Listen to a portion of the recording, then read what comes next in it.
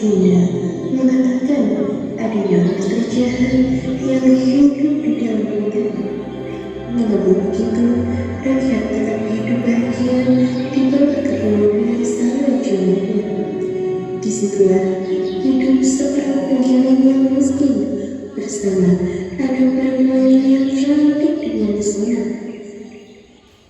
Si penjamin sangat suka berbicara dan melebih-lebihkan cintanya kepada orang lain. Si penjamin seringkali membohongi orang-orang. Ini akhirnya mereka melaporkan pada sang raja. Raja ingin menerima penjamin dan mengundangnya ke istana. Yang mulia, terima kasih sudah memberikan kehormatan padaku. Aku yakin kau belum mengenalku. Aku akan menceritakan kepadamu tentang diriku dan anakku. Baik, kalau begitu silakan. Aku memiliki anak perempuan yang paling cantik di dunia. Lebih dari itu, dia bisa merubah jalan menjadi emas. Itu adalah sebuah seni. Jika anak perempuan sehebat itu, bawa dia ke istana untuk membuktikannya. Ya, tentu yang mulia. Penjamin pulang amat dan menceritakan yang terjadi di istana kepada anaknya. Aku sudah bilang ayah, jangan menceritakan kepada orang lain. Sekarang kau terjebak dalam pergaulanmu sendiri. Sang ayah terdiam dan merasa malu. Keduanya menuju istana untuk menghadapi bencana. Selamat datang Tuan Penjamin. Selamat datang gadis cantik. Kau secantik apa yang ayah menceritakan? Aku harap kau bisa membuat dari jalan. Mari kita segera mulai. Ikuti aku. Sang raja membawa mereka ke sebuah ruangan yang penuh dengan jerami, lalu memberikan tangan tenun kepada si anak perempuan. Sekarang kita mulai. Jika belum sungguh kau tidak merubah jerami itu menjadi emas, kau dan ayahmu akan mati. Berketat penjagaan, pastikan mereka tidak kabur. Anak penjamin yang malang tidak tahu harus berbuat apa. Mereka sangat tertekan dan dia menangis. Tiba-tiba ada cahaya terang dan muncullah sosok jauh yang sangat menakutkan. Oh, selamat malam Ibu Penjamin. Kenapa kamu menangis? Aku harus merubah jerami ini menjadi emas dan aku tidak tahu bagaimana caranya. Apa yang akan kau berikan jika aku bisa melakukannya untukmu? Akan kuberikan kalungku. Si pria kecil itu mengambil kalung dan menitipkan alat tenun dan meminum 3 kali dan kalungnya penuh dan dia mengambil yang lain meminum 3 putaran. Yang lalu penuh lagi. Begitu terus sampai pagi datang. Semua jerami sudah dihilang dan kalungnya sudah penuh dengan emas. Terima kasih pria kecil. Bolehkah aku tahu namamu? Siapa namamu? Pria kecil itu tertawa dan hilang sekejap saat matahari terbit. Sang raja datang dan dia mendapat emas-emas itu. Akhirnya terkejut. Ya ampun, aku pikir ayahmu yang satu itu berbohong kepadaku. Sekarang kau pergi dan istirahatlah. Aku akan menemui kau sore hari. Si anak perempuan berpikir sang raja akan memiliki imbalan dan membiarkannya pulang begitu saja. Tetapi sore harinya sang raja rakus membawakan ke ruangan lainnya lebih luas dari ruangan sebelumnya dan penuh dengan jerami. Jika kau menyayangi nyawamu dan ayahmu, kau harus merubah semua jerami menjadi emas malam ini.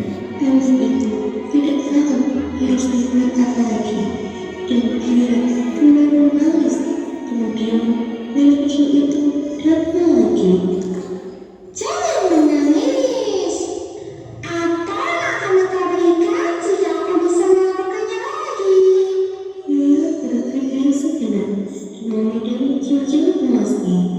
Tulang satu-satunya baru yang bisa ia tawarkan. Ambillah cincinmu ini.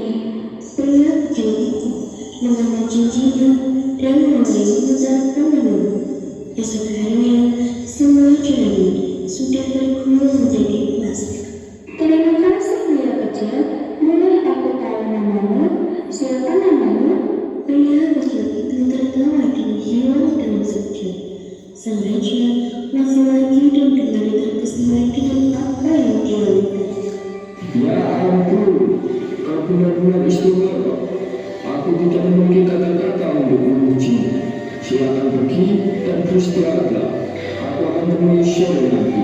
Seiring matahari terbenam, sang raja memulai pergi berlalu jauh lebih besar dan penuh dengan jalan. Yang ini kau juga harus tinggal menjadi emas malam ini. Dan jika kau berhasil, kau akan aku jadikan istri. Aku yakin tidak akan menemukan yang lebih baik di dunia ini. Setelah dia ditinggal sendiri, pria kecil itu seketika berjanji untuk bertiga ke bumi. Sekarang, apa yang akan engkau berikan jika aku bisa melakukannya lagi untukmu? Aku tidak punya apa-apa lagi. Baik, jangan malas. Kau harus berjanji untuk memberikan padaku anak pertamamu nanti saat kau jadi putri. Dia tidak punya jawaban lain dan akhirnya setuju. Berjanjilah kau tidak akan lupa ini. Iya, aku berjanji. Pria kecil itu kembali memutanya, jauh lebih cepat dari sebelumnya. Semua jam sudah menjadi emas. Sekarang, setelah dia selesai, dia akan tertawa.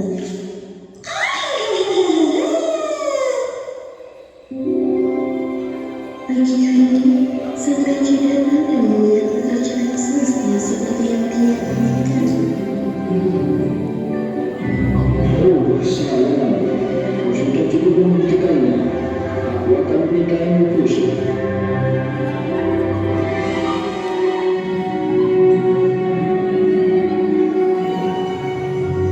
Menjalin yang cantik rupanya di bumi. Dalam setahun, ia melahirkan anak di dunia.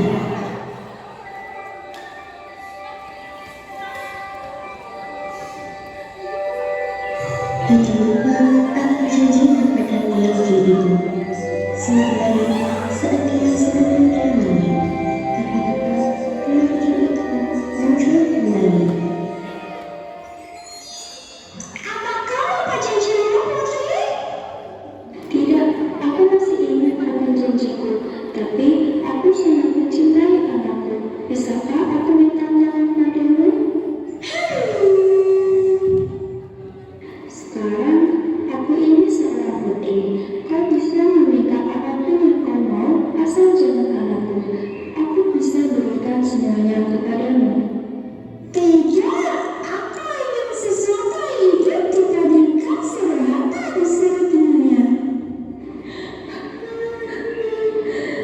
Pria kecil, aku mohon jangan anakku. Aku mohon jangan anak-anakku dariku. Aku sangat mencintainya. Pria kecil itu merasa kasihan kepadanya. Dia memberikan syarat, yaitu menebakkan ini. Akan kuberikan kau 3 hari, dan jika kau tidak bisa mengubah namaku, kau harus berikan anakmu padaku.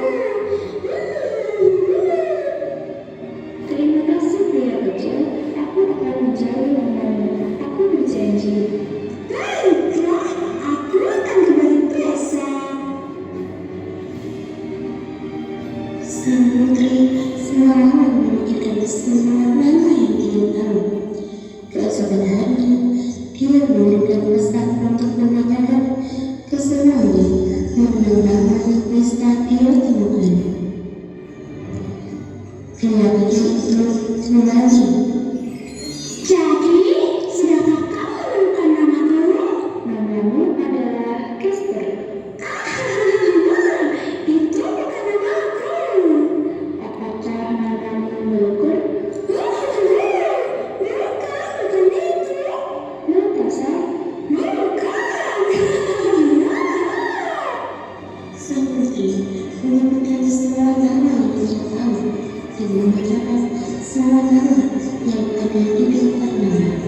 Tapi setelah semua nama disebutkan, pria kecil itu tertawa dan dia bilang bukan. Cukup untuk kali ini, aku akan kembali besok.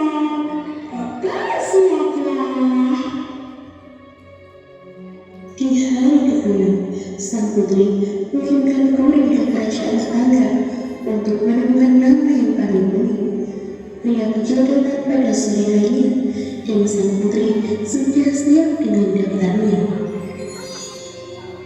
Mungkin kau adalah Rusmus.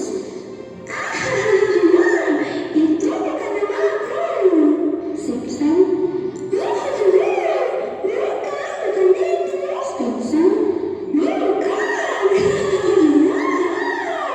Putri membacakan semua daftar namanya, tapi tetap saja tidak berhasil. Besok adalah hari terakhirmu. Aku ragu kau bisa menyelamatkan denganmu. Putri mulai khawatir, namun di hari ketiga dia melihat hal yang aneh dari gurunya.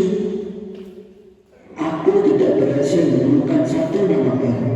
Tapi saat aku melahirkan dan gelap, aku berbukit dan melihat ada rumah kecil dan ada api di sebelah rumahnya. Di dekat api ada pria kecil berlomba dengan satu kakinya dan bernyanyi.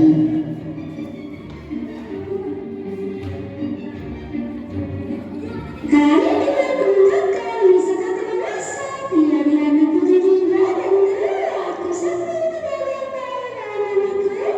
Rampas miskin.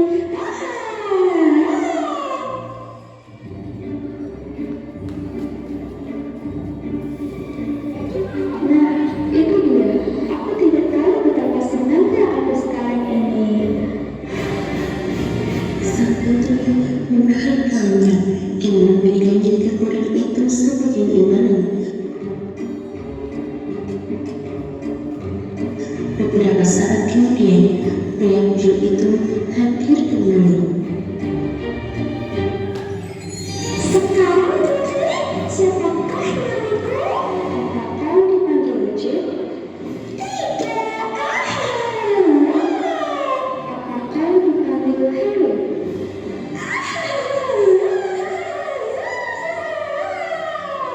Maka bisa jadi namanya adalah Rudolph Stansky.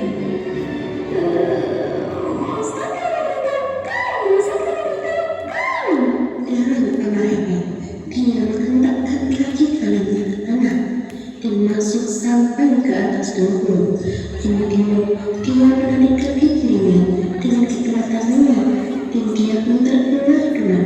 Dan itulah akhir dari kisah Rumpelstiltskin. Dan sang putri hidup bahagia dengan anaknya dan sang